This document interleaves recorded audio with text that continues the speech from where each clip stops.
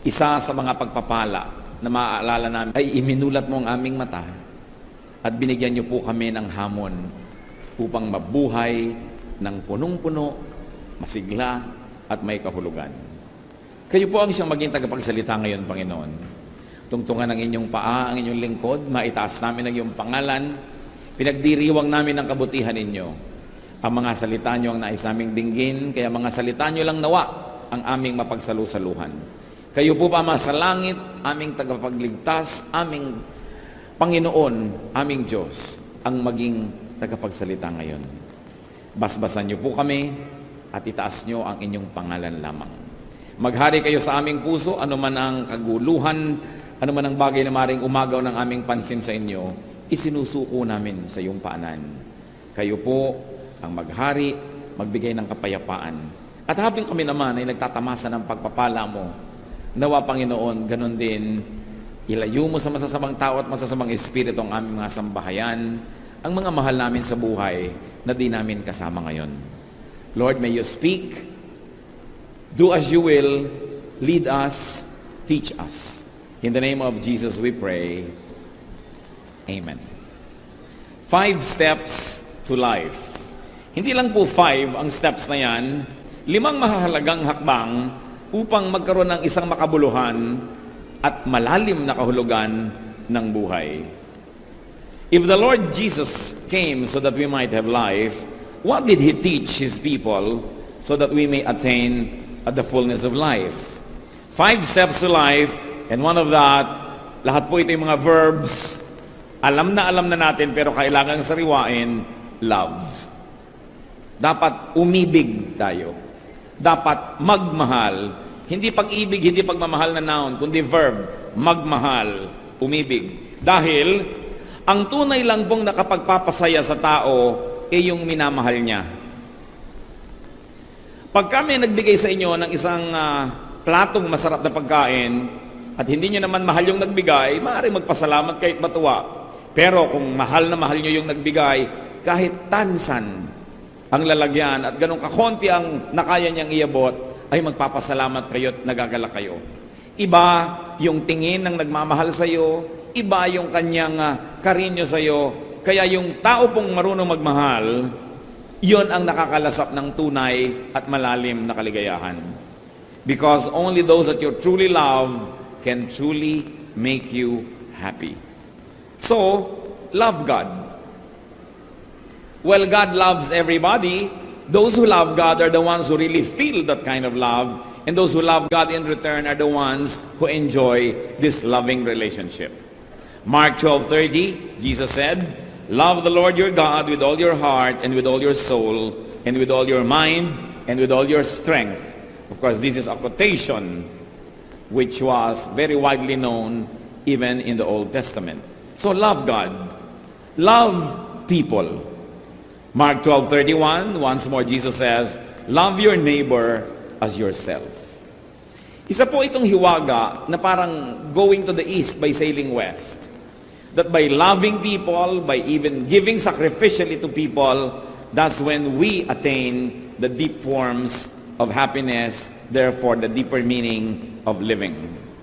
Those who love attain the highest level of life. No wonder God is described as God of love. Kaya po sinabi sa 1 Corinthians 13, and now these 3 things remain, faith, hope, love, but the greatest of these is love. Yun talaga ang pinakadakila. At kung tayo po hindi marunong magmahal sa ating kapwa, napakalaki ng pinto ang isinara natin, napapasukan sana ng makahulugang buhay, napapasukan sana ng maraming kulay, hugis, musika, ng buhay na punong-puno at makahulugan. Another verb, another step to life, give. Give to God. Mark 12:17, Jesus says, give to God what is God's. Give to people. Romans 12:13, share with God's people who are in need. So ito pong pagbibigay sa Diyos, sa ating kapwa, pinanggagalingan ito at pinagbabalungan ng napakalalim na uri ng kagalakan na yun lamang mga marunong magbigay na taos-puso ang nakababatid. Yung mga ibang hindi mapagbigay sa Diyos, sa kapwa, akala nila nakakalamang sila. Akala nila kawawa yung palabigay dahil laging nagsasakripisyo, laging nawawala dahil nabibigay sa iba. Ang hindi po nila nababatid, may kaligayahan yon na yun lang talagang tunay na totoong mapagbigay ang nakakadama. So many people miss out on great happiness, on great meaning of life without even knowing it. So give to people you love.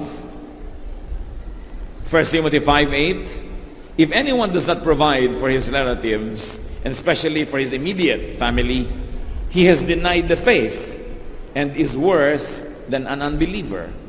So inaasahan, itinuturo na mamahalin at bibigyan natin ng maaari nating dapat ipagkaloob yung mga mahal natin sa buhay. But then also, we are not limited to that.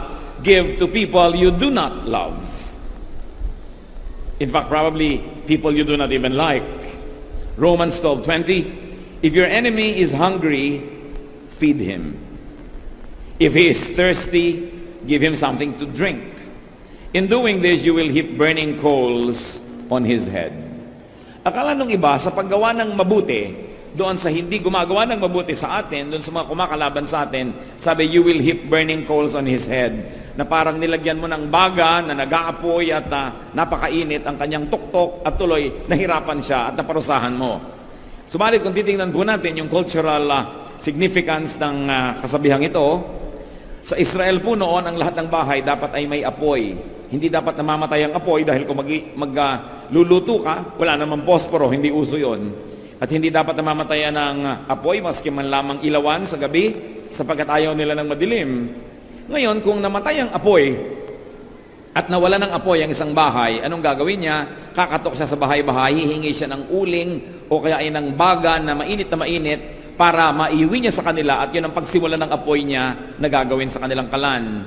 Kaya sabi, ang pagbibigay, maging doon sa iyong kaaway, ay parang ganito. You heap burning coals on people's head, not to torture them because you put the coal on a pot.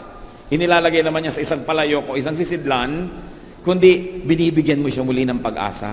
Binibigyan mo sila ng tulong at binibigyan mo siya ng muling kahulugan ng buhay. At kung taglamig, ay binibigyan mo ng init ang kanyang buong tahanan. So hindi ito para manadista, kundi para tunay na maging matulungin.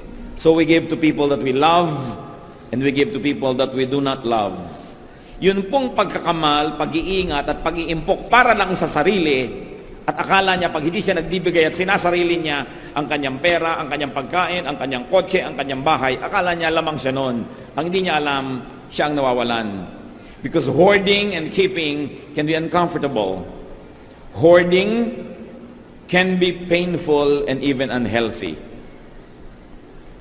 Ang katawan nga po natin, kailangang mag-discharge ng mga bodily wastes. Because when you do not discharge and you do not pass it on and let it pass out, what happens? You get poisoned. Kaya sabi sa Luke 12:15, watch out, be on your guard against all kinds of greed. A man's life does not consist in the abundance of his possessions. Hindi nasusukat ang buhay sa dami ng iyong itinago, sa dami ng iyong inimpok, at sa dami ng iyong sinasarili, bagamat may nangangailangan, lalo pa nga't mahal mo sa buhay, at kahit pa nga matatawag na kaaway mo, ay sinasabing huwag pa rin pagdamutan. Hebrews 13:16, do not forget to do good and to share with others, for with such sacrifices, God is pleased. At kung natuwa po ang Panginoon sa ating mga sakripisyo, sa pagbibigay sa ating kapwa, mahal man natin o hindi, mabuti man sa atin o hindi, mayroong magandang nangyayari. Natutuwa ang Diyos. At kung siya'y natutuwa, siya'y nagbo-blow out. Kung siya'y natutuwa, siya'y nagpapagaling. Siya ay nagbibigay ng mas marami pang pagpapala. Kaya yung mga nagiging makasarili, akala nila sa pagsosolo nila sa kanilang mga tinatangkilik at blessing, ay sila'y nakakalamang na hindi nila alam na nawawalan sila ng buhay dahil nawawala ang kagalakan ng Panginoon para sa kanila. At pagka hindi nagagalak sa iyo ang Panginoon, napakalaking kalugihan ang ganyang kalagayan. Bodily wastes must be taken out. That's why biologically and our biological processes, even moving one's bowels, urinating, perspiring, sometimes even the scandalous burping and the releasing of gases can be such a pleasure. Alam natin na isa sa mga pinakamalalakit, malalalim na kaligayahan ng buhay ay palabasin ang mga dapat lumabas na yan sa ating katawan at napakahirap pagka hindi makalabas ang mga yan na uospital ka pa at kung ano-anong ginagawa sa'yo. So letting go, giving up, giving, make life wonderful. Because when you take, you must give. And we take blessings from the Lord every day, so we must give blessings to others every day. In much greater way, giving rewards the giver. Yun pa lang pong pagbibigay, gantimpala na sa nagbigay, sapagkat kung taos-puso yun, may kagalakan siya. Merong isang uri ng kagalakan na ilang mapagbigay ang nakakadama. So we must discover or rediscover life in giving. Hindi tayo padadala sa turo ng sanlibutan na be wise, think of yourself, be selfish, dahil mawawala yung napakalaking pagpapala na tanging sa pagbibigay lamang natin nalalasap. Kaya ang conclusion sa Acts 20:35, it is more blessed to give than to receive. And this is not only to condition people so that they will continuously sacrificially give, but it is written because it is true. It is more blessed to give than to receive. Pangatlong hakbang po, to have a full life, forgive. Magpatawad. Forgiving is letting go of toxins, of unhealthful and destructive energies. Dahil po, mga kapatid, tao tayo, magkakamali tayo, magkukulang. Ganon din ang lahat ng mga mahal natin sa buhay. Ganon din ang mga pinapahalagahan natin, maging ating kabiyak, anak, magulang, kapatid, pinsan, kaibigan, kapitbahay, kapwa manggagawa. Darating at darating ang panahon, kung hindi pa dumarating, magkukulang yan sa atin. Magkakasala, magkakamali. Sapagkat lahat ng tao ay magkakamali at magkukulang, magiging miserable ang buhay ng lahat, liban na lang matuto tayong magpatawad. You can never ask perfection from people around you. They will be short of your expectation. They will probably commit errors intentionally or unintentionally. So who is a happy person? A happy person is not the one who is never offended by anybody, because there will always be people who will offend us. A happy person is a person who knows how to forgive. Kung gagawin po natin pamantayan para maging masaya, yung walang nakakamali laban sa atin, magiging miserable tayo dahil laging may magkakamali. So sino ang masaya? Yun lang marunong magpatawad. Yung tinatanggap niya na magkakamali at magkakamali, magkukulang at magkukulang ang kapwa. At lalo't nangyari na at tapos na, ano pang gagawin natin? Alam naman, magmukmuk na lang tayo buong buhay, magtanim ka ng sama ng loob habang buhay, at huwag mong kausapin ng dating mahal mo buong buhay. The way to have life is to forgive. The only way to keep on living is to forgive. Because if you're going to be a prisoner of other people's errors against you, you will never be happy. The only way to transcend and to deal with the shortcomings of people around us is by forgiving them.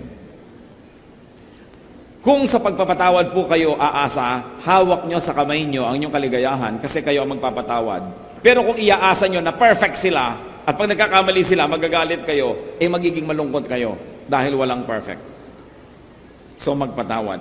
Colossians 3:13-14, bear with each other and forgive whatever grievance you may have against one another. Forgive as the Lord forgave you. And over all these virtues, put on love, which binds them all together in perfect unity. Kaya talagang tama yung sabi ng isang awit, pag-ibig lang ang susi ng lahat. Kung tayo iibig, magmamahal, kakambal ang pagpapatawad. Kaya pag may ikinakasal po ako, madalas sinasabi ko, huwag lang kayong magsumpaan na magmamahalan. Magsumpaan din kayong magpapatawaran. Dahil baka nga hindi pa natatapos yung wedding ceremony, nagkakainisan na kayo. Pero habang kayo'y nagpapatawad, tuloy ang inyong pagiging mag-asawa. Kahit may nagkakamali, parehong nagkamali, pag nagpapatawad, tuloy. Sino po ang hindi nakakatuloy na relasyon? Yung hindi nagpapatawad. Pero pare-pareho lang na-offend, pare-pareho lang nadedesmaya, pare-pareho lang kung minsan nabibigo. Very important. Pang-apat po na hakbang para magkaroon ng sigla ang ating buhay, verb pa rin, fight. Not with your spouse, not with your parents, not with your brothers and sisters. Fight. Dedicate yourself to a great warfare. Dedicate yourself to wholesome, good, and sacred warfare. In other words, brothers and sisters, be at war with something bad. Go to war for something good. Isa po na naobserbahan ko sa buhay, yung mga taong pag tinanong mo, kumusta po? Eto, tinatamad. Eto, walang sigla. Eto, walang magawa. Itong mga taong to, walang giyera sa buhay. Kaya mahalaga may giyera kayo sa buhay. Even God is at war with evil. So the people of God must be at war. We must be at war with something bad. And we should go to war for something good. So dapat meron po tayong cause. Meron kayong isang adhikain. Meron kayong sinasalihang isang movement o isang bagay na nais baguhin ang mundo, ang buhay, o mga aspeto ng buhay. Like, gusto nyo bang masugpo? Halimbawa, yung pagtitinda ng sigarilyo sa mga kabataan. Gusto nyo bang masugpo ang pagtitinda ng drugs sa kahit kanino man? Isang cause yan. Gusto nyo bang linisin ang lahat ng ilog ng Pilipinas? Linisin ang Laguna de Bae? O kaya linisin ang ilog Pasig? Gusto nyo ba na arugain ang mga taong lansangan? O kaya ay wakasan ang trafficking of children and women? O kaya ay wakasan ang pagkalbo at walang haba sa pagsira sa ating kalikasan? Dapat may giyera kayo sa buhay. Kasi kung wala kayong giyera, araw-araw, nagtataka kayo kung ba't kayo buhay. Dedicate yourself to a cause higher than yourself. Dedicate yourself to a cause higher than your daily existence. Ang buhay niyo po ba ay pumunta na sa level na araw-araw, ang iniisip niyo lang, ano kaya ang maiulam natin ngayong araw na to? Pagdating sa bahay, ano ang ulam? Ano kaya ang lulutuin natin ngayon? Pag yun na lang ng yun ang inyong iniisip, ibig sabihin, wala na kayong giyerang mas malaki pa kesa sa inyong pang-araw-araw na buhay. At mag-uumpisa na kayo na tamarin, humina, mawala ng sigla. Kita niyo po ang mga giyera ni Paul, Philippians 3:8. What is more, I consider everything a loss compared to the surpassing greatness of knowing Christ Jesus my Lord, for whose sake I have lost all things. I consider them rubbish that I may gain Christ. So pumili siya ng giyera niya. Anong giyera niya?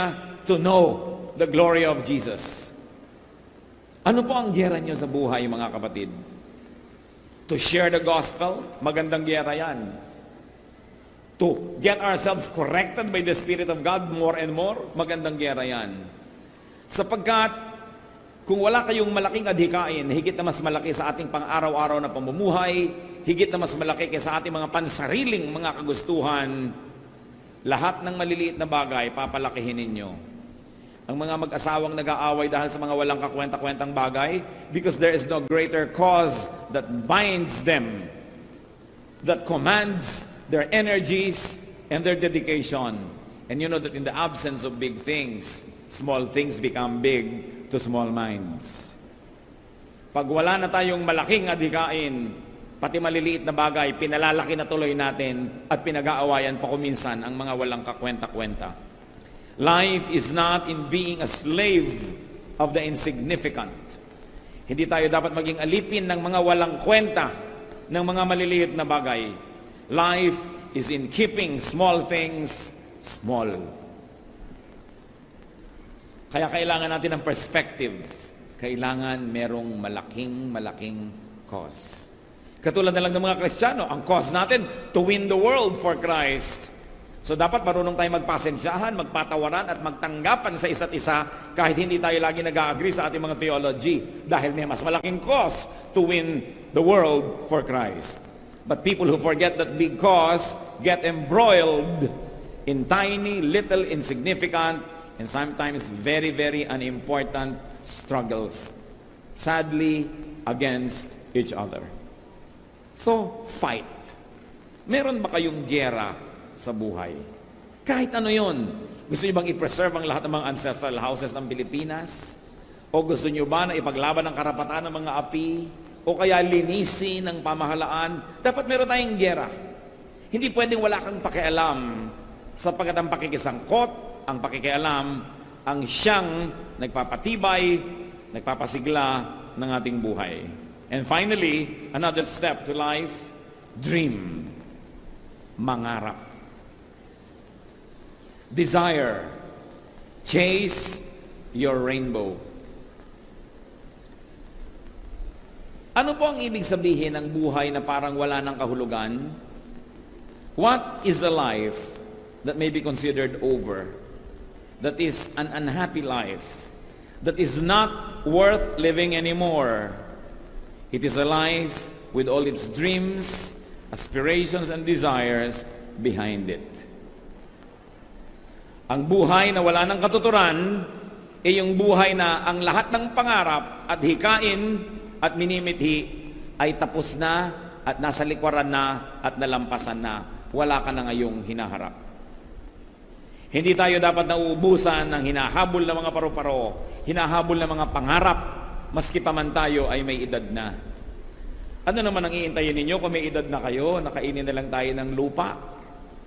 Habang nabubuhay pa tayo, meron pa tayo dapat mga pangarap, meron pa tayong mga gustong gawin, at meron pa tayong gustong ma-accomplish. Then and only then will life have meaning. Kaya marami po kuminsan sa mga taong may edad na, hindi pa dapat magkasakit, nagkakasakit. Hindi pa dapat humihina. Hindi pa dapat lumulungkot. At hindi pa dapat namamatay na tuloy dahil wala ng pangarap. Dream on, achieve. Hindi mo sasabihin, tapos na ako sa lahat, nagawa ko na lahat, tapos na ako lahat, pero buhay ka pa, alam ka naman nagkakamali ang Diyos. Meron ka pang katuturan at meron pang dapat gawin. Philippians 3:13-14, one thing I do, forgetting what is behind and straining toward what is ahead, I press on toward the goal. At nung sinabi naman ito ni Paul ay hindi na siya bata. Napakarami nang nagawa sa buhay at pwede na magpahinga. Pero sabi niya, one thing I do, nililimot ko na yan, tapos na. Hindi na ako nagdadramang bukid sa nangyari. Hindi ko na itinatanim pa yung mga sama ng loob na yan. Hindi ko na inuungkat-ungkat pa sa mahal ko sa buhay yung pagkakasala niya sa akin noong 1972. Hindi ko na pinanghihinayangan pa na hindi ako naging ganito, hindi ako naging ganon, hindi ako pinanganak na mayaman. Tapos na ang tapos. Pati ang mga kasalanan ko na natapos na, tapos na. Ang mahalaga sa akin, patuloy pa to run the race. Because at the end of the race is the Lord Jesus waiting for His people. So, run your race. Habang humihinga pa tayo, may katuturan pa at may misyon. At kung wala na kayong maisip noon, mag-isip kayo sapagkat meron. Otherwise, it's probably a mistake of heaven that you are still alive. The Lord Jesus taught and modeled the ways to happiness. And among them, we mentioned 5. Love, give, forgive, fight, dream on, and be happy. Ecclesiastes 3:12. Solomon, the wise man, said, I know that there is nothing better for men than to be happy and to do good while they live. So let's continue to do good, but let's also continue to be happy.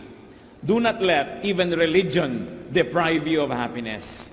Do not be deceived into thinking that religiosity is only a matter of sacrifice, that is only a matter of not having a life. Because Jesus said, I came that they might have life and have it to the full. Panginoon, salamat sa inyo pong mga paalala sa amin. Salamat po sapagkat kayo ay mapagmahal, maalalahanin, at nais ko kami magkaroon ng buhay na matatag, masaya, at kung hindi man laging maginhawa, buhay na may katuturan, buhay na may misyon. Sa pagyuko namin sa iyong presensya, O Diyos, Suriin mo po ang aming puso. Nais din naming makisuri. Ipakita mo sa amin, Panginoon, kung masasabi namin ang buhay namin ay may katuturan, and it's exciting, and there is so much to do, o kaya masasabi namin ang buhay namin parang wala ng kahulugan, parang wala nang nangyayari, parang walang direksyon. Kung kayo, kapatid, kabilang doon sa pangalawang grupo, na masasabi niyong parang wala na akong direksyon, hindi ko malaman ang gagawin ko, parang walang excitement ang buhay, nais kong manalangin para sa inyo. Yumuko kayo sa presensya ng Diyos, saan man kayo naroon ngayon. Hihingi tayo sa Diyos ng isang mahimalang paghipo, na makita nyo ang maaring hindi nyo na pagpapapansin kung ano pa ang mga misyon na dapat natin gawin sa buhay. Panginoon, kung meron sa aming kalagitnaan, sino man na maaaring i-consider niya ang kanyang buhay na parang wala ng katuturan, wala ng kahulugan, wala ng meaning, o kaya'y walang kabuhay-buhay, walang kasigla-sigla. Kausapin mo, Panginoon, ngayong Espiritu.